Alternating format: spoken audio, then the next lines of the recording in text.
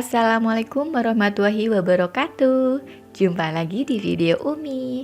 Nah, di paduan ini kita akan buat keripik pisang. Mungkin ada yang belum tahu tuh bagaimana cara membuat keripik pisang yang kriuk, yang renyah, yang tahan lama. Nah, ini dia ya. Di sini Umi lagi ngekupasin si pisangnya karena ini tuh sudah masuk zuhur ya. Jadi adik-adik Umi itu langsung sholat supaya nanti bisa gantian. Dan Mama juga langsung ke masjid karena Mama memang di sini rutin tuh untuk on time ke masjid di 5 waktunya.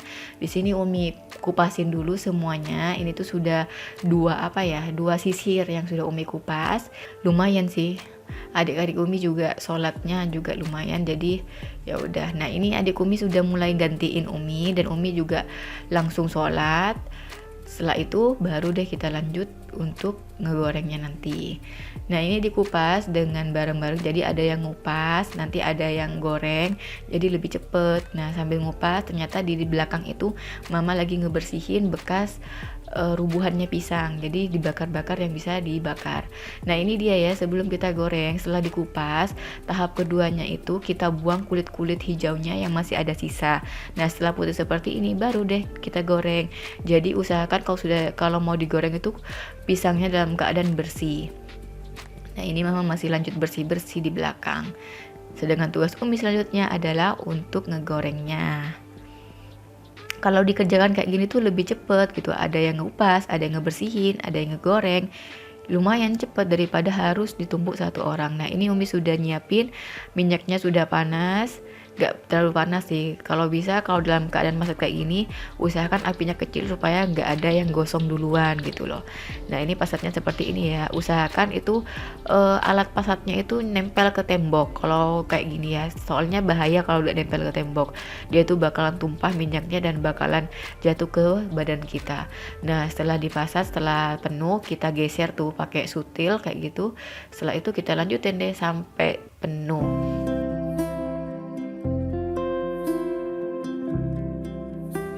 Nah, ini untuk bumbunya. Di sini Umi pengen buat keripik asin. Jadi bumbunya cuma bawang putih sama garam dan sedikit gula. Usahakan ya garamnya rada asin gitu supaya nanti kita lebih mudah untuk ngebuat bumbunya. Bumbunya itu gimana cara buatnya? Yuk langsung disimak ya. Setelah bawang putihnya dihalusin, kita tambahkan air sedikit saja. Kita buat sesuai dengan porsi. Nah, ini tuh sudah cukup, insya Allah cukup lah. Kalau nggak cukup ya kita bisa tambahkan ulek lagi bawang putih dengan garamnya. Nah, ini dia. Kalau sudah keripiknya itu agak kriuk-kriuk digoreng, kita masukkan 2 sendok, kemudian kita goreng dah.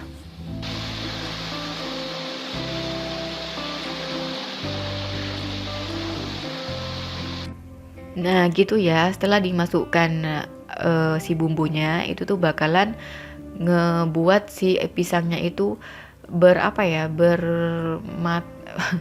bergerubuk-gerubuk gitu ya. Intinya kalau sudah dikasih gitu langsung diaduk-aduk aja supaya bumbunya itu rata. Udah kayak gitu aja deh, selesai. Nah, setelah menggorengnya, ini tuh ternyata setelah 3 kali penggorengan itu agak hitam. Jadi, Umi menyiasatinya supaya tetap cerah hasil gorengannya.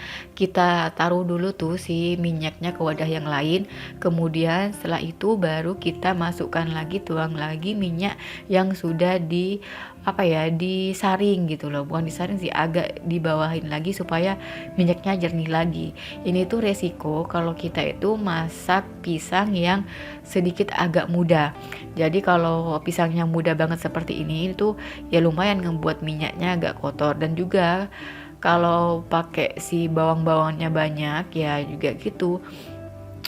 Kalau pisang yang sudah agak tua gitu, sudah hampir merah tapi masih mentah gitu, itu tuh hasil minyaknya itu jernih gitu, gak sekotor seperti ini.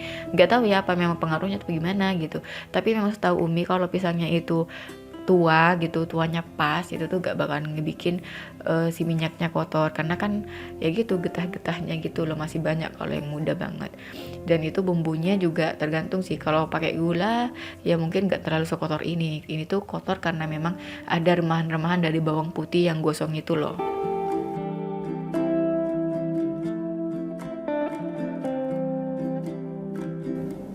Nah, cara ngebaliknya gimana? Nah, kalau sudah dipasang semua, kita cek tuh di bagian belakangnya. Nah, kalau belakangnya sudah agak garing gitu, kita balik. Baliknya gimana? Nih, kayak gini caranya ya.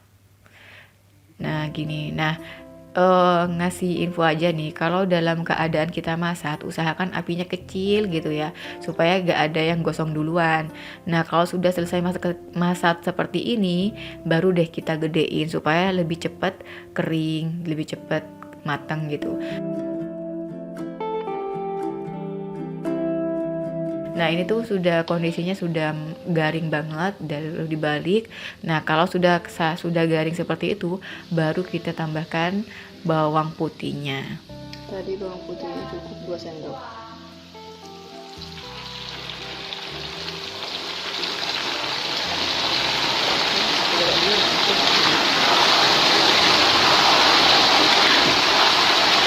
Tetap ya sama kayak tadi ya, setelah kita masukkan bumbu itu tuh langsung bereaksi running gitu, apa sih gorengannya itu ya kayak gitulah. Umi gak bisa nyebutin apa namanya. Nah, setelah itu baru deh diaduk-aduk dan kita saring.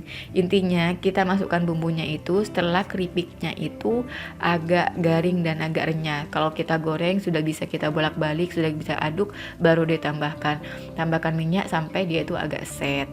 Nah, ini dia perbandingannya ya. Ini adalah keripik yang tadi yang sudah Umi ganti minyaknya. Itu tuh hasilnya bersih banget nih. Warnanya pun juga cerah. Ini tuh padahal digorengnya lebih lama daripada yang tadi yang goreng ketiga. Dan ini juga hasil yang ketiga tadi itu tuh agak lebih merah. Padahal itu cuma sebentar gitu loh. Sebentar digoreng tahu-tahu sudah agak merah. Jadi memang kalau minyaknya kotor ya kayak gitu. Dan ini tuh juga ada sedikit apa ya, kayak butiran-butiran debu hasil gorengan gitu loh. Itu ada bintil-bintil gitu loh. Beda sama yang putih tadi. Beda ya hasilnya ya. Jadi kalau memang nanti gorengnya agak kotor kayak kita tadi, ya udah kita pindahin aja dulu minyaknya, kemudian kita tuang lagi sampai si remahan-remahan gorengannya itu bisa kita pisah gitu loh. Kalau memang minyaknya kotor, tapi kalau kotor ya gak masalah, lanjutin aja gitu loh.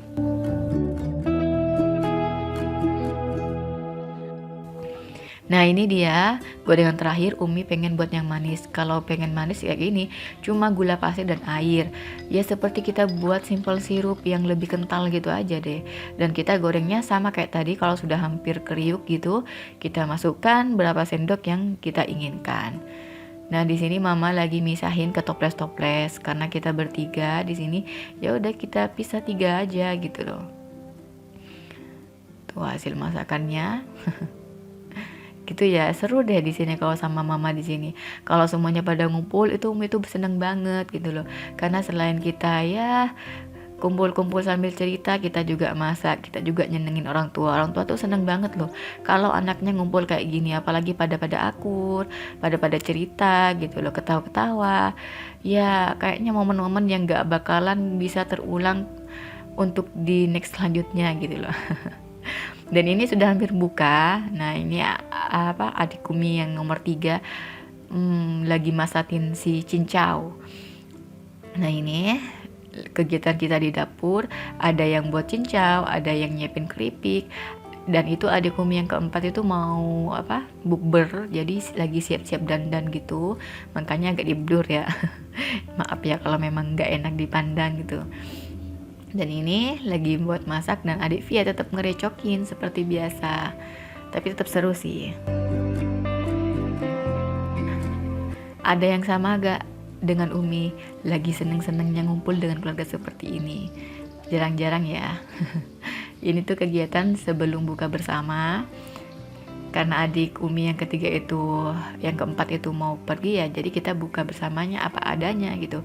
Ini dia ada cincau, ada kangkung, nanti buat tumisan, terus ada lauk juga nanti, ya kita siapin bersama-sama lah. Seru ya kalau kita bisa ngumpul kayak gini. Dan ini adik Umi yang keempat yang baru nikah, itu sudah dijemput sama suaminya, lagi siap-siap pakai minyak wangi, minyak apa, padahal cuma bukber gitu. Seneng ya ngelihat keluarga kita pada akur gitu ya. Semoga juga bunda-bunda yang nonton video Umi ini juga diberkahin keluarga yang pada akur, yang pada adem ayem gitu ya. Nah, ini sudah hampir mendekati. Umi nyiapin si nasinya dulu. Inilah kondisi dapur orang tua Umi ya. Dapur yang bikin kita kangen sama masakan orang tua gitu ya. Gimana ya?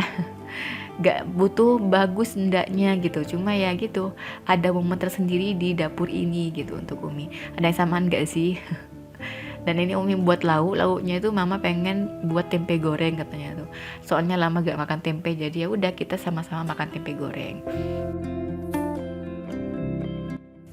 Umi di sini buat tempenya dulu. Bunda-bunda di sini bukannya apa nih? Kalau kita ya apa adanya sih ya. Ini sudah hampir masuk beduk.